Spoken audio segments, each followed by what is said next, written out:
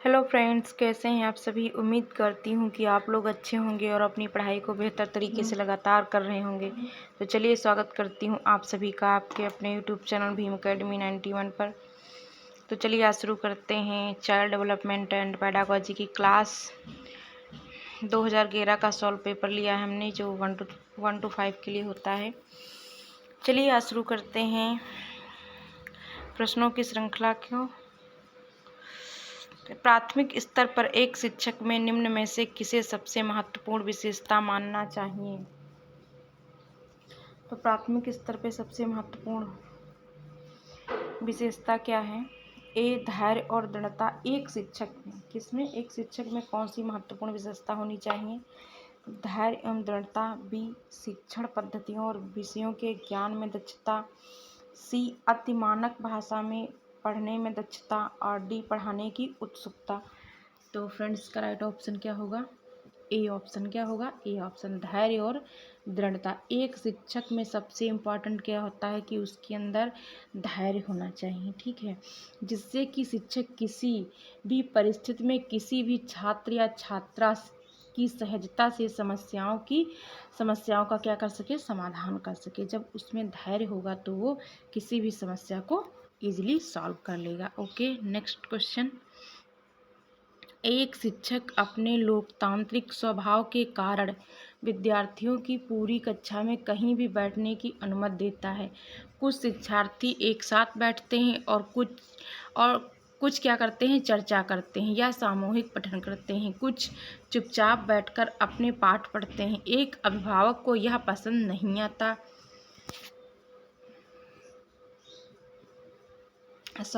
इस स्थिति से निपटने का निम्न में से कौन सा तरीका सबसे बेहतर हो सकता है।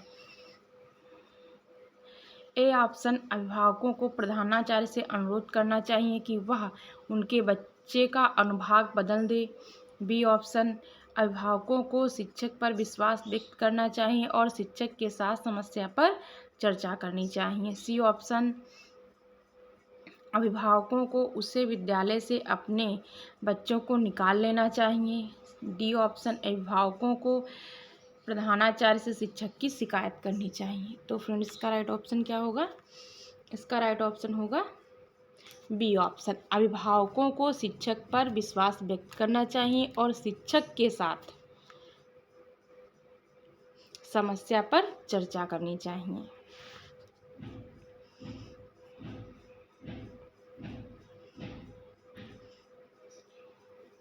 Next question.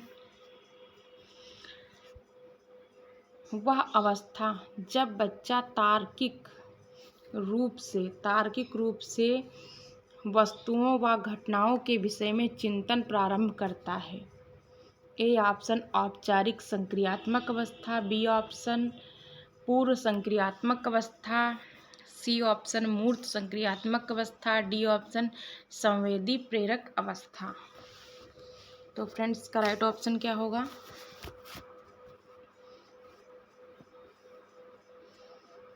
इसका राइट ऑप्शन होगा सी ऑप्शन। क्या होगा, सी ऑप्शन, मूर्त संक्रियात्मक अवस्था। मूर्त संक्रियात्मक अवस्था में बच्चा किसी भी वस्तुओं व घटनाओं के विषय में चिंतन प्रारंभ कर देता है। मूर्त संक्रियात्मक अवस्था में क्या करता है बच्चा, घटनाओं और वस्तुओं के विषय में क्या करता है, चिंतन करने लगता है। इस अवस्था को कब से कब तक माना जाता है, तो 7 से 11 वर्ष तक ये अवस्था मानी जाती है। और इस अवस्था में बच्चा क्या करता है, तार्किक चिंतन और वस्तुओं को समझने योग्य हो जाता है। ये किसने कहा है, तो ये है मनोवैज्ञानिक रहे हैं प्याजे जी ने। तो इनके अनुसार क्या है, इस अवस्था में प्रमुख कितनी अवस्थाएं हैं, 5 योग्यताएं बताई हैं इन्होंने। क्या क्या होता है, तो पहले क्या होता है, संरक्षण होता है, संख्या बोध होता है और क्रमानुसार होता है, वर्गीकरण और पारस्परिक संबंध की दक्षता इस अवस्था में आ जाती है। ओके, तो इसका राइट ऑप्शन क्या हुआ, मूर्त संक्रियात्मक अवस्था। नेक्स्ट, मन का मानचित्र संबंधित है? ए ऑप्शन साहसिक कार्यों की क्रिया योजना से, बी ऑप्शन मन का चित्र बनाने से, सी ऑप्शन मन की क्रियाशीलता पर अनुसंधान से, डी बोध समझ बढ़ाने की तकनीक से। तो इसका राइट ऑप्शन क्या होगा? इसका राइट ऑप्शन होगा सी ऑप्शन, मन की क्रियाशीलता पर अनुसंधान से। क्योंकि किसी कार्य को करने से पहले क्या करना चाहिए, उसकी एक रूपरेखा मन में बना लेनी चाहिए। ठीक है। नेक्स्ट, विशेष रूप से प्राथमिक स्तर पर विद्यार्थियों की सीखने समस्याओं को संबोधित करने का सबसे बेहतर तरीका है। ए ऑप्शन महंगी और चमकदार सहायक सामग्री का प्रयोग करना, बी ऑप्शन सरल और रोचक पाठ्य पुस्तकों का प्रयोग करना, सी ऑप्शन कहानी कथन पद्धति का प्रयोग करना, डी ऑप्शन क्षमता के अनुरूप विचित्र शिक्षण पद्धतियों का प्रयोग करना।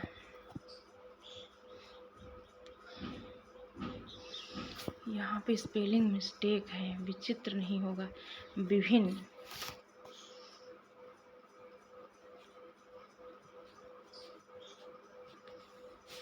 विभिन्न शिक्षण पद्धतियों का प्रयोग करना। तो इसका राइट ऑप्शन क्या होगा? इसका राइट ऑप्शन होगा डी ऑप्शन, क्षमता के अनुरूप विभिन्न शिक्षण पद्धतियों का प्रयोग करना। उससे क्या होगा? उसके लिए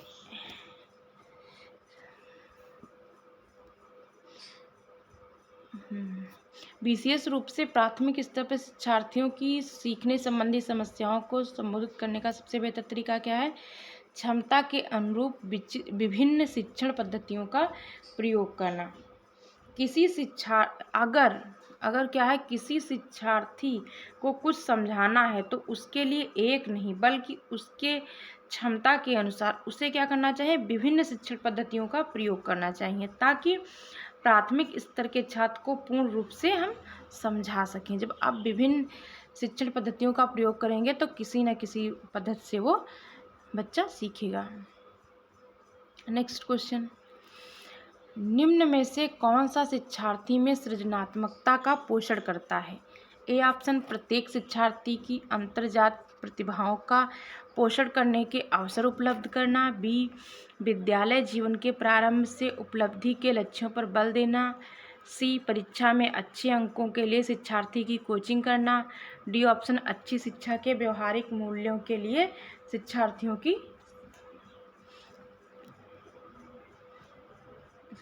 का क्या करना चाहिए? शिक्षार्थियों का शिक्षण देना चाहिए। तो इसका राइट ऑप्शन क्या होगा? ए ऑप्शन, प्रत्येक शिक्षार्थी की अंतर्जात प्रतिभाओं का पोषण करने के अवसर उपलब्ध कराना।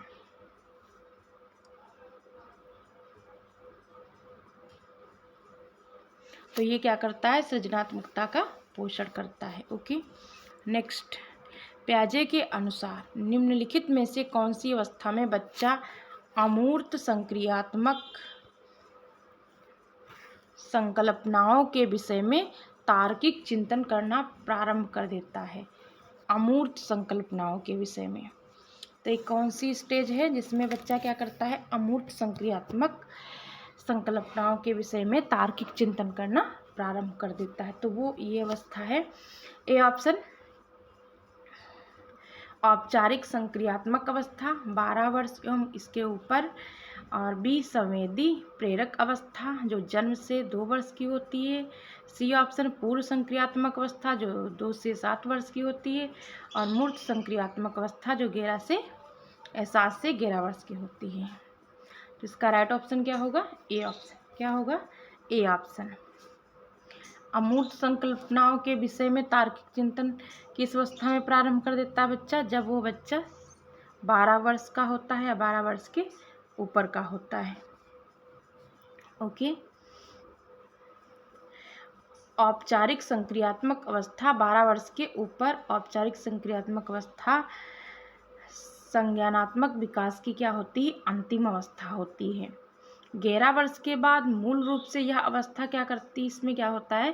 तार्किक चिंतन प्रारंभ हो जाता है। इस अवस्था का बालक अन्य वस्तुओं के अतिरिक्त स्वयं के क्या करता है, संबंधों में विचार करने में सामर्थ्य हो जाता है, क्योंकि वो स्वयं के बारे में सोचने लगता है। ठीक है। नेक्स्ट, सीखना समृद्ध हो सकता है यदि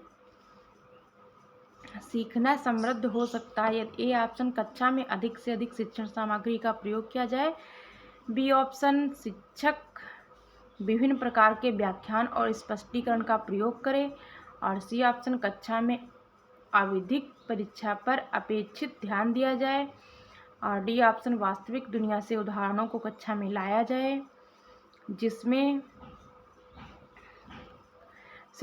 विद्यार्थी एक दूसरे से अंतःक्रिया करे और शिक्षक उस प्रक्रिया को सुगम बनाए। तो इसका राइट ऑप्शन क्या होगा, डी ऑप्शन। सीखना समृद्ध हो सकता है यदि वास्तविक दुनिया से उदाहरणों को कक्षा में लाया जाए जिसमें विद्यार्थी एक दूसरे से अंतःक्रिया करे और शिक्षक उस प्रक्रिया को सुगम बनाए। ठीक है, क्योंकि शिक्षार्थी वास्तविक दुनिया के उदाहरणों, यानी कि वास्तविक दुनिया का जब आप एग्जाम्पल देंगे, ठीक है, को कक्षा में जब लाएंगे और उससे समझाएंगे तो शिक्षार्थियों को समझने में क्या होगी, सरलता होगी, और वो सहजता से सीख पाएंगे किसी भी टॉपिक को। तो सीखना तभी समृद्ध होगा जब आप बच्चे की रियल लाइफ से उसको कनेक्ट करके आप बच्चे को सिखाएंगे। नेक्स्ट, निम्न में से कौन से कथन को सीखने की प्रक्रिया की विशेषता नहीं मानना चाहिए? ए ऑप्शन सीखना एक व्यापक प्रक्रिया है, बी सीखना लक्ष्योन्मुखी होता है, सी ऑप्शन अनअधिगम भी सीखने की प्रक्रिया है, डी ऑप्शन शैक्षिक संस्थान ही एकमात्र स्थान है जहां अधिगम प्राप्त होता है। तो इसका राइट ऑप्शन क्या होगा, इसका राइट ऑप्शन होगा डी ऑप्शन, शैक्षिक संस्थान ही एकमात्र स्थान है जहां अधिगम प्राप्त होता है। तो ये क्या है, सीखने की प्रक्रिया की एक विशेषता नहीं है, क्योंकि सीखना सिर्फ कक्षा में ही नहीं होता, स्कूल में ही नहीं होता, सीखना हम हर जगह सीख सकते हैं। ठीक है, अधिगम हमारा सभी जगह होता है, सिर्फ एक ही संस्थान में ही एकमात्र नहीं सीखना होता है। नेक्स्ट, 5वीं कक्षा के दृष्टिबाधित शिक्षार्थी के माता पिता और मित्रों द्वारा उसके दैनिक कार्यों को करने में सहायता की जानी चाहिए, बी दृष्टिबाधित विद्यार्थी के साथ कक्षा में सामान्य रूप से व्यवहार किया जाना चाहिए और श्रव्य सीडी के माध्यम से सहायता उपलब्ध करानी चाहिए, सी दृष्टिबाधित के साथ कक्षा में विशेष व्यवहार किया जाना चाहिए,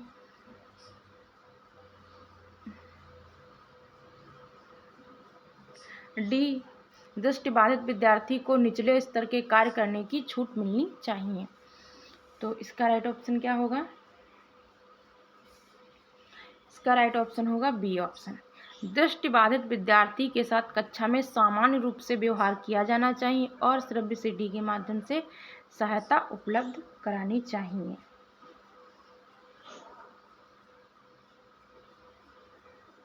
तथा उसके साथ भी वैसा ही व्यवहार करना चाहिए जैसे आप अन्य बच्चों के साथ व्यवहार करते हैं, सभी को समान व्यवहार करना चाहिए, चाहे वो सामान्य बच्चा हो या चाहे दृष्टिबाधित बच्चा हो। नेक्स्ट, निम्न में से कौन सा बच्चों की सामाजिक मनोवैज्ञानिक आवश्यकताओं के साथ संबंध निम्न में से कौन सा बच्चे की सामाजिक मनोवैज्ञानिक आवश्यकताओं के साथ संबंध नहीं है, मनोवैज्ञानिक आवश्यकताओं के साथ संबद्ध नहीं है, संबद्ध यहाँ होना चाहिए।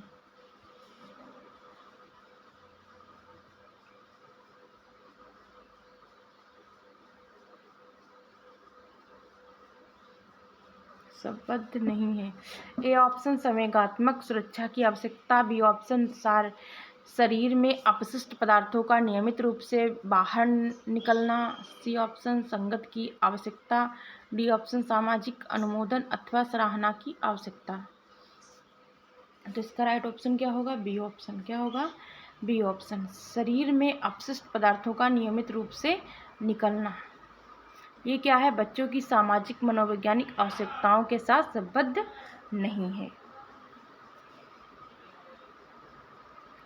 एक शारीरिक आवश्यकता है, ये क्या है, एक शारीरिक आवश्यकता है, ना कि सामाजिक और मनोवैज्ञानिक आवश्यकता। ओके, नेक्स्ट, वह कौन सा स्थान है जहां बच्चे के संज्ञानात्मक विकास को सबसे बेहतर तरीके से परिभाषित किया जा सकता है। संज्ञानात्मक विकास को सबसे बेहतर तरीके से परिभाषित किया जा सकता है। ए ऑप्शन विद्यालय एवं कक्षा पर्यावरण, बी ऑप्शन सभागार, सी घर और डी खेल का मैदान। तो फ्रेंड्स, इसका राइट ऑप्शन क्या होगा? इसका राइट ऑप्शन क्या होगा? तो होगा ए ऑप्शन विद्यालय एवं कक्षा या पर्यावरण, क्योंकि विद्यालय एवं कक्षा पर्यावरण ही एक ऐसा स्थान है जहां उस शिक्षार्थी को ज्ञान संबंधी आवश्यकताओं और उसकी समस्याओं का निदान किया जाता है। हम विद्यालय में क्या करते हैं, उसको ज्ञान को बढ़ाते हैं और उसकी जो समस्याएं आती हैं तो उसको हम क्या करते हैं, उसका निदान करते हैं। खाली स्थान को एक अभिप्रेरक शिक्षक का संकेतक माना जाता है। तो ए ऑप्शन शिक्षक द्वारा दिया गया उपचारात्मक कार्य, बी शिक्षार्थियों द्वारा प्रश्न पूछना, सी कक्षा में एकदम खामोशी, डी कक्षा में अधिकतम उपस्थिति। तो फ्रेंड्स, का राइट ऑप्शन क्या होगा? शिक्षार्थियों द्वारा प्रश्न पूछना को एक अभिप्रेरित शिक्षक का संकेतक माना जाता है। जब बच्चे प्रश्न पूछते हैं, ठीक है, तो क्या होते हैं, वो अंदर से क्या होते हैं, अभिप्रेरित होते हैं। ठीक है, क्योंकि अभिप्रेरक किसी भी व्यक्ति को व्यवहार करने के लिए शक्ति प्रदान करते हैं।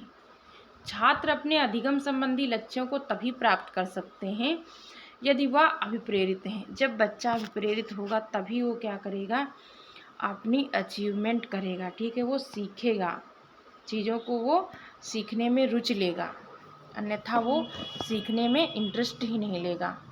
तो बच्चे को आंतरिक रूप से अभिप्रेरित करना जरूरी है। नेक्स्ट, निम्न में से कौन सा बुद्धिमान बच्चे का लक्षण नहीं है? तो ए ऑप्शन वह जो प्रवाह एवं उचित तरीके से संप्रेषण करने की क्षमता रखता है, बी ऑप्शन वह जो अमूर्त रूप से सोचता रहता है, सी ऑप्शन वह जो नए परिवेश में स्वयं को समायोजित कर सकता है, डी वह जो लंबे निबंधों को बहुत जल्दी रटने की क्षमता रखता है। तो फ्रेंड्स, का राइट ऑप्शन क्या होगा?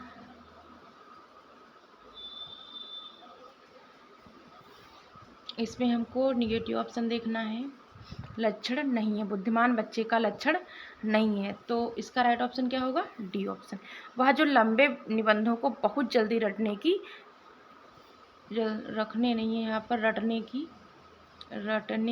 क्षमता रखता है। वह जो लंबे निबंधों को बहुत जल्दी रटने की क्षमता रखता है। क्या? रटने यानी कि लर्न करने की क्षमता रखता है। लर्न करना क्या होता है? बुद्धिमानी नहीं होती है। ठीक है, इसलिए क्या है, बुद्धिमान बच्चे का ये लक्षण नहीं है कि वो रट ले जल्दी से निबंधों को। नेक्स्ट, बच्चे दुनिया के बारे में अपनी समझ का सृजन करते हैं, इसका श्रेय खाली स्थान को जाता है। ये किसने कहा है कि बच्चे दुनिया के बारे में अपनी समझ का सृजन करते हैं? ये किसने कहा है? तो ये कहा है जीन पियाजे जी ने। किसने कहा है? जीन पियाजे जी ने। ठीक है, वो क्या कहते हैं, पियाजे जी क्या कहते हैं, बच्चे दुनिया के बारे में अपनी समझ का सृजन करते हैं। तो फ्रेंड्स, आज के ये 15 क्वेश्चन कंप्लीट होते हैं यहाँ पे, और हम अपनी क्लास को यहीं पे समाप्त करते हैं। आज के लिए बस इतना ही फ्रेंड्स। तो नेक्स्ट क्लास कल करते हैं। तब तक के लिए आप लोग एंजॉय करते रहिए, और अगर वीडियो अगर पसंद आए तो प्लीज़ चैनल को सब्सक्राइब कीजिए, दोस्तों के साथ शेयर कीजिए, लाइक कीजिए। बस आज के लिए इतना ही। Thanks for watching. Bye bye, take care.